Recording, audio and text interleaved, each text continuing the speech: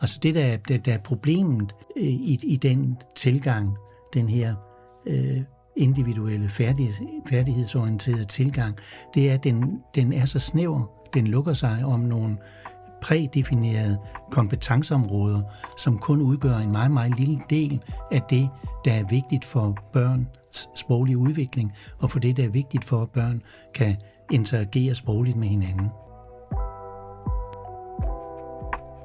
I dag skal vi tale om børns tidlige møde med skriftsprog, og om hvad literacy egentlig er.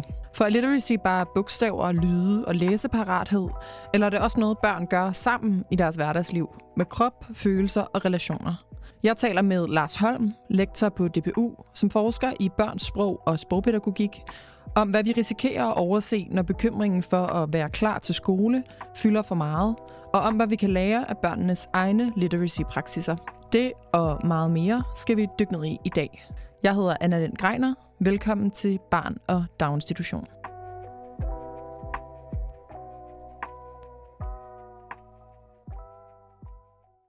Vil du starte med at fortælle, hvad begrebet literacy dækker over, for dem, der ikke skulle vide det i forvejen? Det bliver lidt langt, fordi der er jo forskellige perspektiver på, hvad literacy er for noget. Altså sådan meget overordnet, så kan man sige, at der for nogen og inden for nogen videnskabelige traditioner, der forstår man literacy som individuelle færdigheder, mens man inden for andre videnskabelige traditioner forstår literacy som social praksis. Og begrebet literacy, for dem, der synes, det er mærkeligt at bruge det, at man bruger det i ord i stedet for at tale om at læse eller læse og skrive, så kan jeg sige, at for 20 år siden var der 20-30 år siden, var det ikke rigtig nogen her i landet, der brugte begrebet literacy.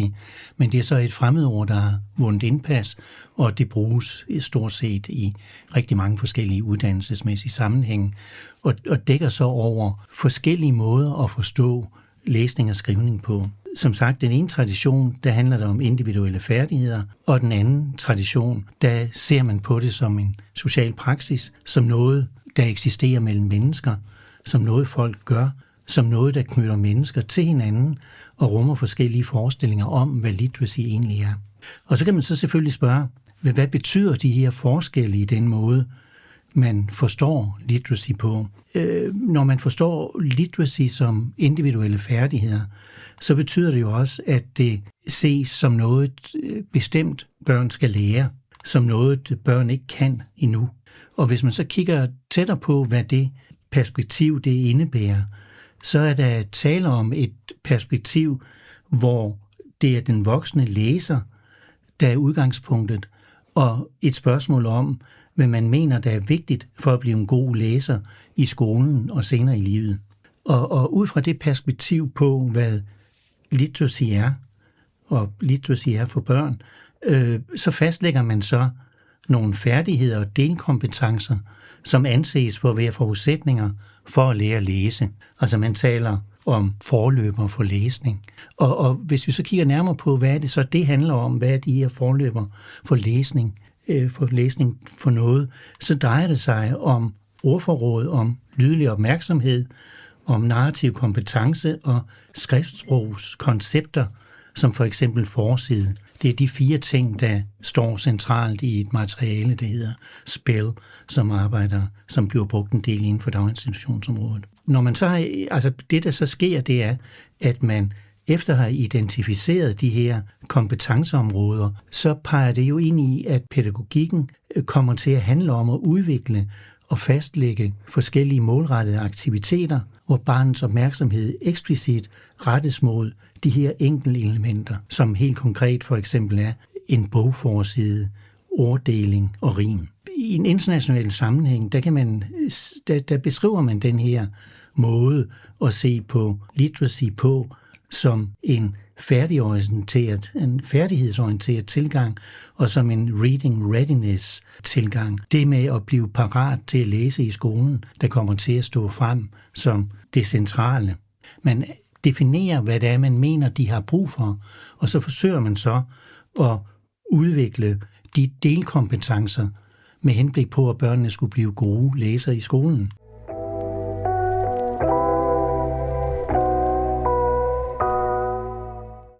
Den tilgang beskriver vi i forskellige artikler som problematisk. Og det er der sådan flere forskellige grunde til. Altså for det første er det jo så dels voksnes og skolens forestillinger og antagelser om læsning, der bliver gjort det mest centrale for at blive læseparat, og som det, der bliver gjort centralt i forhold til børns sproglige udvikling. Og det er ikke kun et snævert perspektiv på, hvad der kan forstås med børnesprog, men det er også et meget snævert og uheldigt perspektiv på læsning. Og det er den snæverhed, det er et problem i sig selv, men problemet bliver så endnu større, når den her forståelse af læsning kombineres med sådan et, som vi kalder et byggestensperspektiv, når det så kombineres med et aldersrelateret vurderingsperspektiv. Fordi så har vi på den ene side de her byggesten, som man mener børn skal udvikle og tilegne sig, og de skal så ses i lyset af en bestemt alder. Det gør på den måde jo så til et problem, hvis børn i 2-3-årsalderen ikke kan bestemte ord, eller hvis de ikke er så gode til at rime. Og så kommer man til at skabe sådan en bagudhed for børnene i forhold til deres sproglige udvikling og udvikling af literacy. Og det er jo når den diskurs bliver stor, så skaber man bekymringer. Man skaber bekymringer hos forældre, hos børnene, hos pædagogerne osv. Så på den måde bliver sådan det individuelle færdighedsperspektiv, når det kombineres med sådan en tænkning i byggesten og en tænkning i alderssvarende udvikling af de her byggesten, det bliver noget, der kommer til at skabe bekymring, og som jo er meget tydeligt at se, når man kigger på, hvordan den her pædagogiske strategi foldes ud, jo ikke i særlig grad rammer det, der giver mening for børn, eller børn interesserer sig for. Og det er jo meget, det er ikke svært at forestille sig, at børn i 3-årsalderen måske ikke har det store behov for, eller synes, der er så meget mening i at lære ordet forsiden. Hvad kan man sige, hvad er problemet ved at have de her idéer om, hvad børn skal kunne med læsning og skrivning og sprog på bestemte alderstrin? Altså kunne man ikke også sige, at det var en måde så at opdage dem, der var bagud? Altså det man kan sige, det er, at man på den måde her jo ikke bliver optaget af, hvad børn faktisk bruger sprog til, eller bruger literacy til. Man definerer noget i forvejen, og så går man ind og kigger på det. Og ud fra de parametre kan man så sige, at børn er bagud. Jeg vil afgjort mene, at det er vigtigt at få identificeret børn, som har indlæringsvanskeligheder, eller sproglige udfordringer, eller hvad man nu vælger at kalde det. Men det får man ikke gjort i tilstrækkelig grad ved kun at have opmærksomheden rettet mod læsning og imod precursors to literacy, altså de her elementer, delelementer. Det, der betyder noget for børn, det er jo at kunne interagere og snakke med hinanden. Så noget af det, som vil være vigtigt, det vil være at se på børns interaktionelle kompetence, taler man om. Man taler om, ser på, hvordan de kan udvikle sprog med hinanden. Det er jo et helt anden måde at tilgå det pædagogiske arbejde på, og også tænke ind i, hvad man kan vurdere som vigtigt eller ikke vigtigt i børns sproglige udvikling. Altså det, der er problemet i den tilgang, den her individuelle færdighedsorienterede tilgang, det er, at den er så snæver, den lukker sig om nogle prædefinerede kompetenceområder, som kun udgør en meget, meget lille del af det, der er vigtigt for børns sproglige udvikling, og for det, der er vigtigt for, at børn kan interagere sprogligt med hinanden.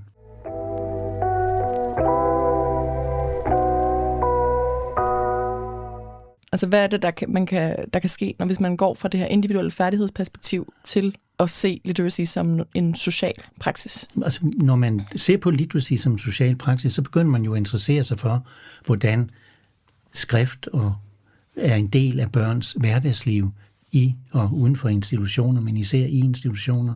Man begynder at interessere sig for, hvordan de skaber betydning med hinanden og gennem literacy, og man begynder at interessere sig for, hvordan det egentlig kan spille en rolle i deres hverdagsliv i institutioner. En af de ting, som man ligesom får øje på, når man beskæftiger sig med literacy i et socialt praksisperspektiv, det er alle de forskellige måder, børn leger med sprog på, leger med literacy på, leger med skriftsprog på.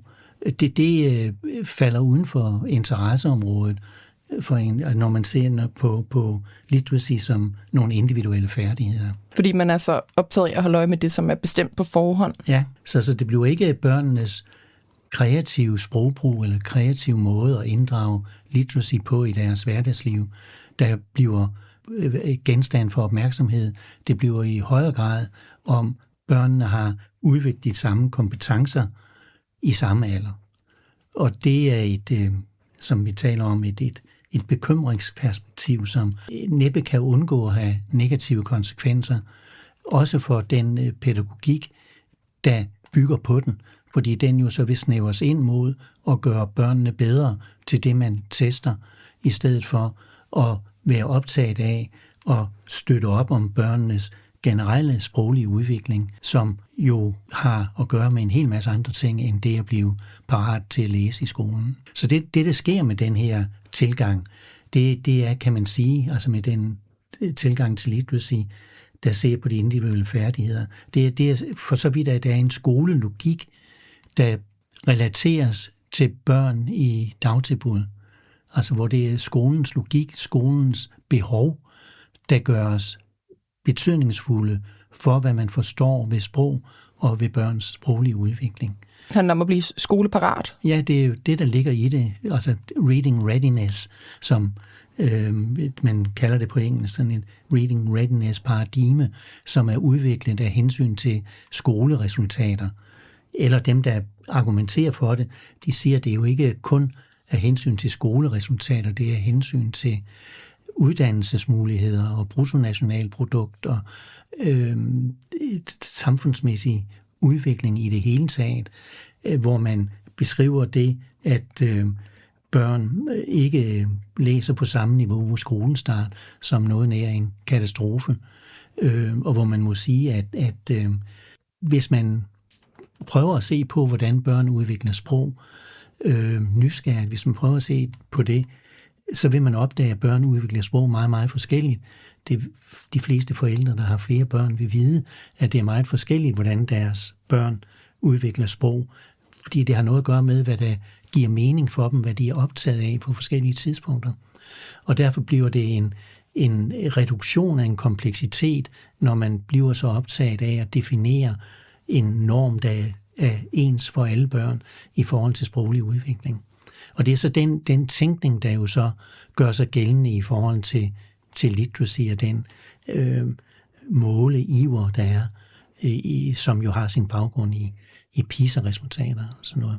Altså hvis man tænker på en daginstitutions hverdag, altså hvad er det for nogle ting, man gør i en hverdag, som ligesom taler ind i det her skoleparathedsparadigme? Det kan være mange forskellige ting, men det er først og fremmest det, man omtaler som dialogisk læsning, som er man kan kalde det en sprogpædagogisk metode, som bruges i næsten alle landets kommuner og institutioner meget udbredt, og hvor man har afhængig af, hvad det er for programmer omkring dialogisk læsning, man arbejder med, men i mange af dem er der en helt klar beskrivelse af, hvordan pædagogen skal interagere med børnene, hvordan pædagogen skal finde nogle bestemte fokusord i forhold til nogle bestemte bøger.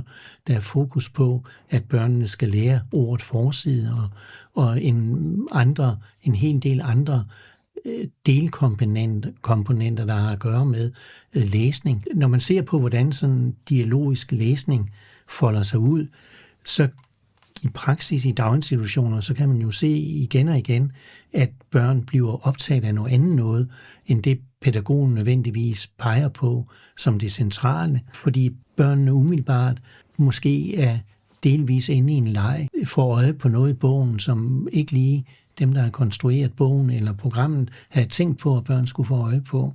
Så på den måde bliver det jo i begrænset omfang en understøttelse af det, børnene kommer med i forvejen, og i højere grad en forsøg på at instruere børn i noget, som de sandsynligvis ikke har den store interesse i. Så på den måde har den her tilgang til literacy stor betydning. Den har også stor betydning på andre måder, fordi når man kigger på praksis i daginstitutioner, kan man også se, at der i mange forskellige sammenhænge er stor opmærksom på enkeltord, ikke kun i forbindelse med dialogisk læsning, men også i forbindelse med andre aktiviteter i børnehaven. Der kan man se ligesom, at den der forståelse af, at børns sproglige udvikling skal ses i lyset af udviklingen af et ordforråd, spiller en stor rolle. Og hvis man kigger nærmere på, hvad der synes at være vigtigt og står frem som vigtigt, når børn leger sammen og interagerer sammen, er det faktisk ikke enkeltord. Det er jo nogle skabelser af fælles betydning og af interaktion, som er båret af alt muligt andet end enkeltord, som er båret af det, man kalder sproghandlinger, det er båret af krop, det er båret af den materialitet, man kan inddrage, og af de omgivelser, der er. På den måde kan man sige, at det, der er behov for at se på i forhold til børns sprog og sproglig udvikling, det er i og for sig at stille sig bag børnene og se på, hvordan de bruger sprog, hvordan de udvikler sprog i interaktion med hinanden.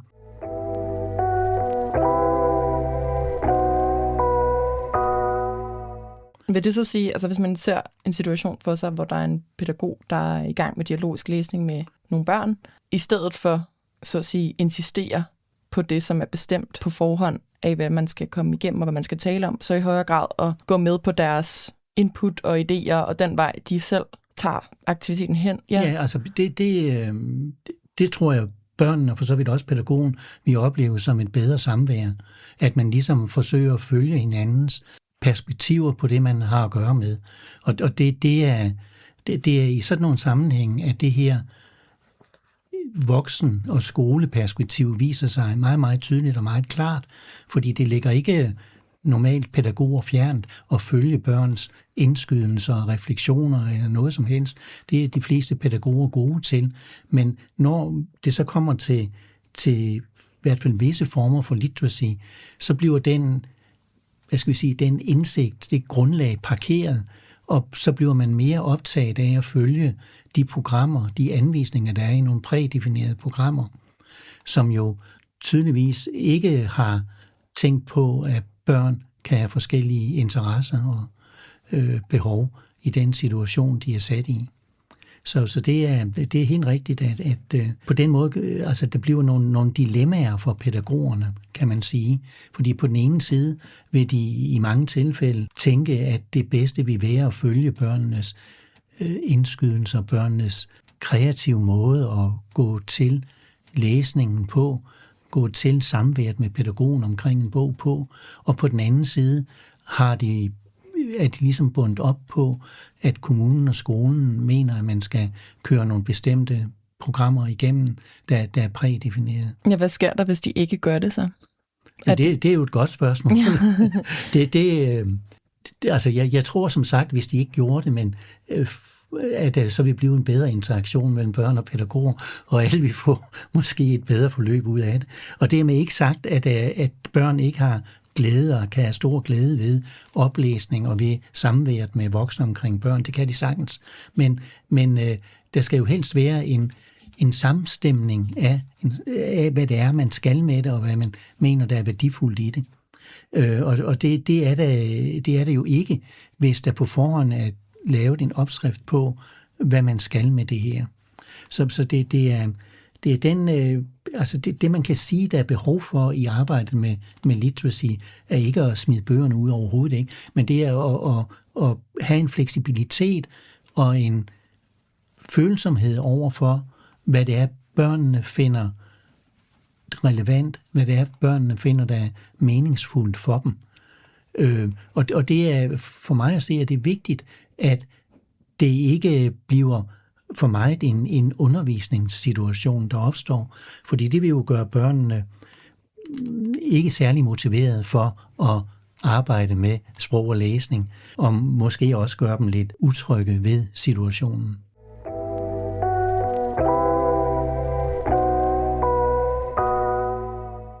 Inden vi runder af her til sidst, så har vi spurgt nogle af jer, der lytter med, om I har haft lyst til at sende Lars nogle spørgsmål med på vejen. Så hvis du har lyst til at svare på et af dem, der er kommet, så kan vi tage det her. Der er en, der hedder Esther, som spørger, hvordan og i hvor høj grad synes du, at man kan koble tidlig literacy med æstetiske praksiser, som for eksempel tegning eller musik og sang?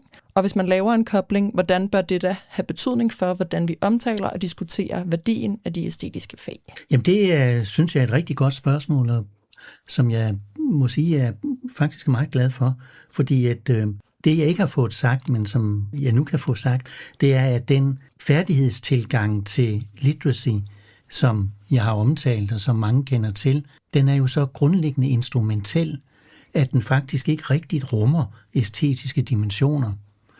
Og det er et stort problem, fordi at sprog og læsning og børns sproglige udvikling er i den grad noget, der er indlejret i æstetiske dimensioner af forskellige karakterer.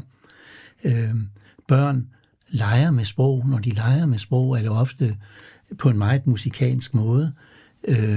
Børn er glade for sang og bevægelse, kan man se, når man er ude i en daginstitution. Og såvel som vi kan se, at æstetiske udtryksformer som tegning og andet, er noget, der kan bringe ikke kun en stor glæde, men som jo også, ligesom musik og sang, kan give anledning til mange gode snakke om noget, der er børnene vedkommende.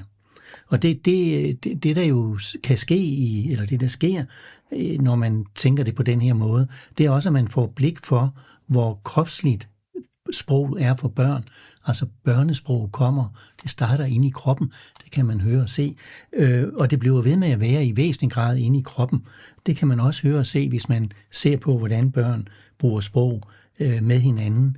Det er mest, når det er i interaktion med voksne, at børnesproget ofte får en lidt anden karakter. Og det kan man jo sige, at det at åbne for, at sprog også er noget, der har med æstetik at gøre, det er jo lige nøjagtigt det, man kan gøre gennem musik og sang og tegning og teater og andre kreative måder at tænke på sprog og sproglig udvikling på. Så jeg tænker jo, at det, der kan være behov for, det er jo at styrke en forståelse af literacy som social praksis, fordi det også peger ind i en nødvendighed af en styrkelse af de æstetiske dimensioner. Man kan også vende rundt og sige, at en styrkelse af de æstetiske dimensioner på mange måder også vil underbygge en forståelse af literacy som social praksis. Under alle omstændigheder kan man sige, at det vil være oplagt at tænke i en meget, meget større grad af sammenhæng mellem literacy og æstetiske dimensioner, end der hidtil har været gjort.